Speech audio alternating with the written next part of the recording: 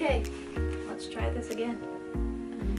Let's hope that I'm actually recording this time, because I just went through the whole beginning of this and my camera shut off because it wasn't recording.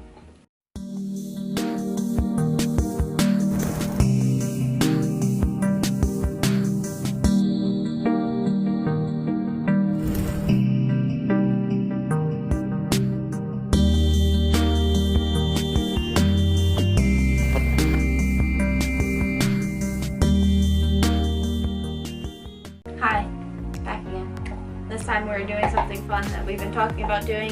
I'm going to distress some of our clothes because, well, Cory's favorite pair of distressed jeans are falling apart. He can't wear them anymore, so he wanted another pair.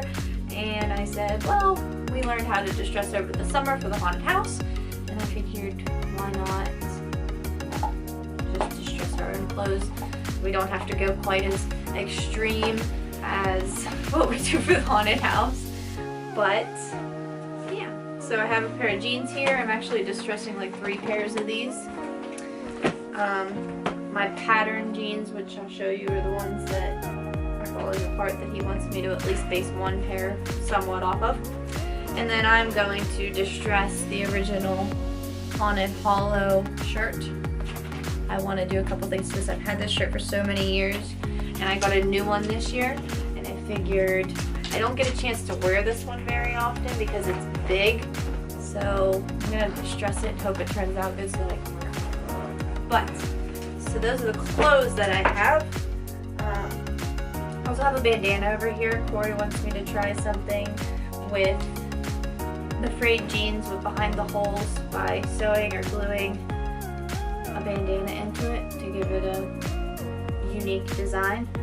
Like the back pocket, right? Like the back pocket here, which he found out is actually denim, sewed on denim. He's over here. Yeah. He's here to help. But these, the jeans I'm basing it off of, as you can see there's a giant hole now. But he liked these, and I did too. And we're gonna try and make a coffee. I also have some cardboard here because I am sitting on the floor and on my yoga mat, and I don't want to cut through anything, and I don't want to cut through both sides of the pants or the shirt necessarily, so this is to save me from doing that. I have a wire brush, which these are amazing. The last time I distressed a pair of his jeans for the haunted house, I didn't have a wire brush. I use sandpaper, a razor blade, and tweezers, and scissors. And let me tell you, sandpaper is kind of hard to use when you're trying to make big holes. So wire brush is what we use at the haunted house, and they are awesome for things like this. I do have sandpaper. I have a razor blade. I have my scissors. I have tweezers. And then for the shirt, I'm doing something different. I'm not only going to distress it, but I am going to bleach tie-dye it, which I'm really excited about because I've seen so many videos and they all turn out so good that I wanted to try it with the shirt too. It's already stained with paint because I wore it whenever we splattered paint into our clothes for the haunted house, so it won't hurt it if I mess it up too bad. I'm sure there's probably another one somewhere around the haunted house if I really wanted it. But yeah. I also have this for the tie-dyeing, the bleach tie-dyeing. It's just a condiment squeeze bottle. And I will do half water, half bleach. And then we'll rinse it out afterwards and see how it turns out. He found these at the dollar store. That's all. Like, this is really inexpensive. Rather than spending a large amount of money on distressed clothing, we're just gonna DIY it ourselves. Also have rubber bands for the tie-dyeing, so all of that will come in handy. So I wanted to distress the shirt first before I bleached it, because whenever I bleach it, I feel like that's kind of the final result. And I want it to look more distressed than that, and I just think it will save me a little bit of time and effort if I distress it first. I do want to crop it I don't want it to be super short. I don't like really short crops, but I think I will crop it probably about here so that it'll still hit my waistline of my jeans.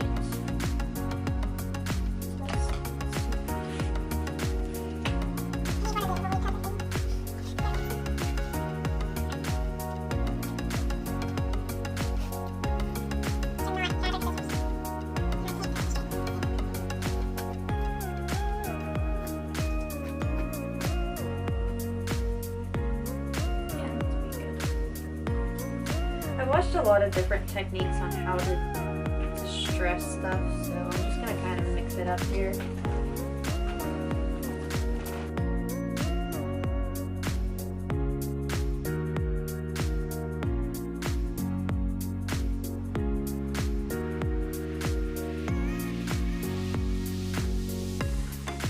So, you bin? Oh yeah, I'm gonna bleach it in a bin so I can show you what I'm doing. I'll just show this up. And you need some rubber gloves too. Yes, please. I just got my nails done. I really don't want to bleach them. And bleach isn't good for your hands. So I don't want to make them too big because once you wash it, it will tend to fray a little bit more. And I want it to be wearable and not like completely destroyed. Just kind of running the razor blade and scissors across it to just make a little hole.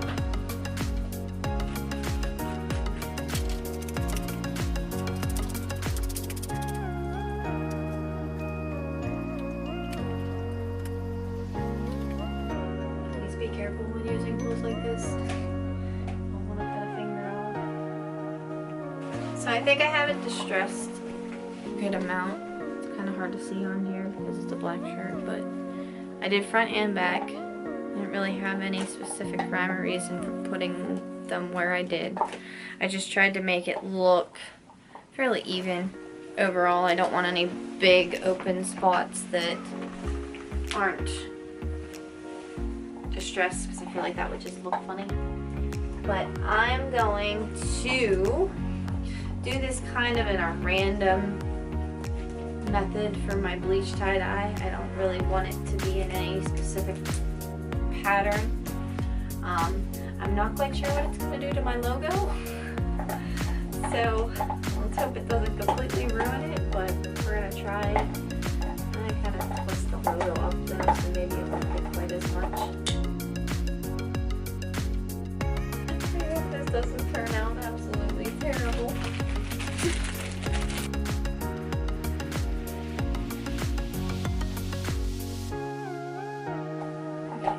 I think I got enough rubber bands on it. This is what it looks like now. So, not really any specific pattern. Should I have a vinyl? No. They're very resistant. Ooh, fancy. Okay. Did you shake it? So it's half bleach, half water. Ooh, I'm above the camera and I didn't realize it.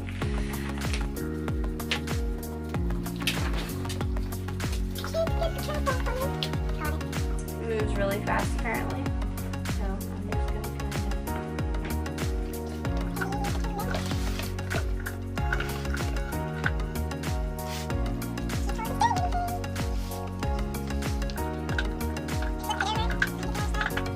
I kind of agree with everyone else as I couldn't understand why people were using toilet bowl cleaner to do this whenever household bleach is so much cheaper even, and it doesn't have the weird blue color to it. I didn't use all of it. I don't know if I should. Oh, it's changing colors. So we're gonna let it kind of soak in the bleach for a few minutes, and then he's gonna take it up and rinse it with cold water, and then we'll see how it turns out. It makes me kind of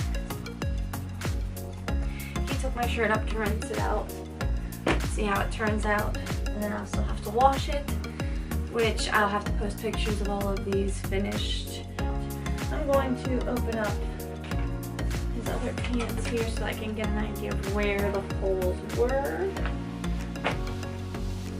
looks like there's just kind of, there was a couple little ones on this side, a couple little ones on the opposite side, and then 2 down at the bottom. They're really not that super distressed. And then his pockets were done. Other than that, they're really not that distressed. I think I want to start down at the bottom of the leg. Hi, baby. What are you doing? She wanted to come say hi. These ones are a little bit skinnier, so maybe I'll go up a little bit higher into the knee where it's kind of faded too, rather than just down towards the bottom like these ones were. Because these ones were more flared boot cut.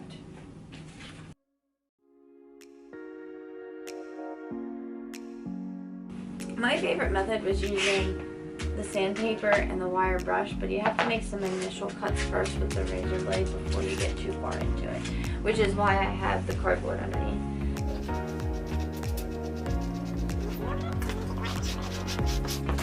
There's these little threads that come out, and like you kind of want to pull some of those out. You don't want to pull all of them out because he likes the fraying of these holes, so that it's not just a big hole. You gotta get it to that point first. Good. It's kind of like that one video we watched where he's like, yeah, I don't like it, and then when you watch it, sometimes you can look at it after it's watched. Probably don't judge it. I'll show you where I started here. I have a little hole here with some frays. I cut it the wrong direction, so the frays are going to be this way when I want the white ones to be this way. So the next hole that I do, I'll make sure I cut it the other direction.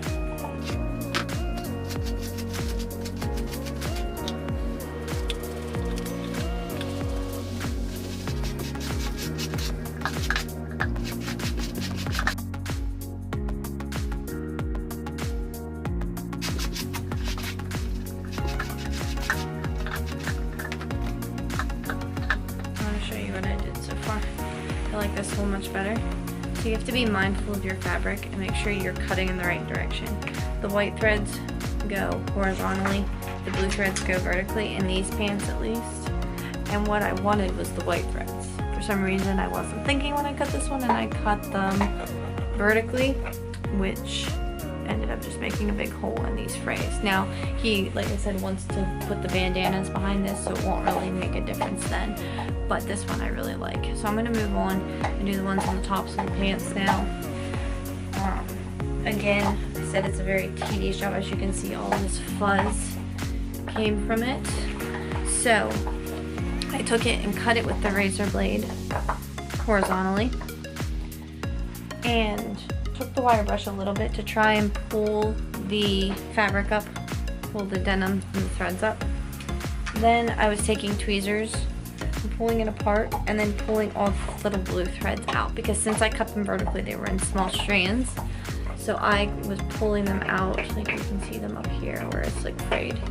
I was pulling them out with tweezers. I've been sitting here doing this for probably about 20 minutes now, and that's literally all the bigger of the hole I made.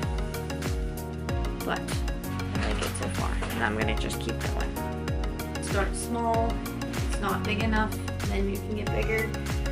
I'm not ballsy enough to make a big hole first. I'm afraid that I'm gonna mess up.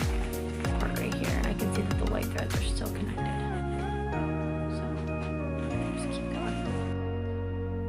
So I realize that it's kind of hard to see what I'm doing here, and I sped it up so that it goes a little bit quicker.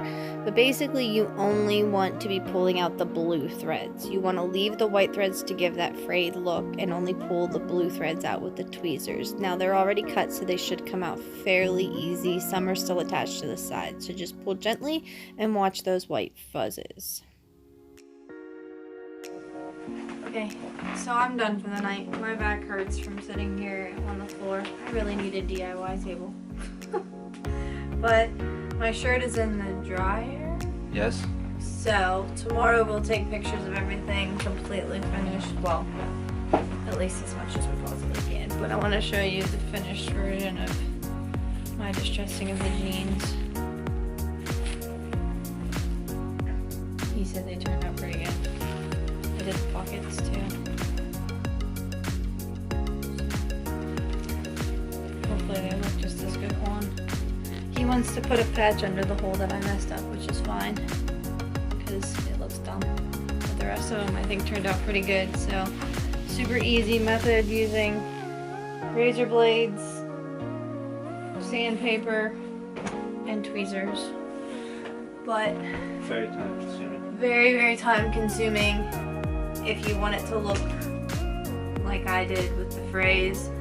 He used sandpaper on these ones, and they turned out really good too, but it's much, much more distressed. So if you want the more distressed look, And now, they'll look totally different when they're right, washed, we so- still have to wash them, and they will fray a little bit more once we wash them. Same with mine. That's why I didn't go very, very big on them, because I didn't want them to be too big. Once we wash them, it'll fray a little bit more and distress them a little bit more. But that's it for tonight.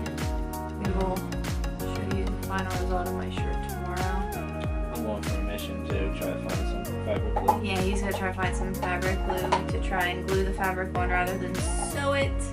I can run a sewing machine about half. I won't hand sew anything though. It takes way too much time. But yeah, so we'll finish this up tomorrow then.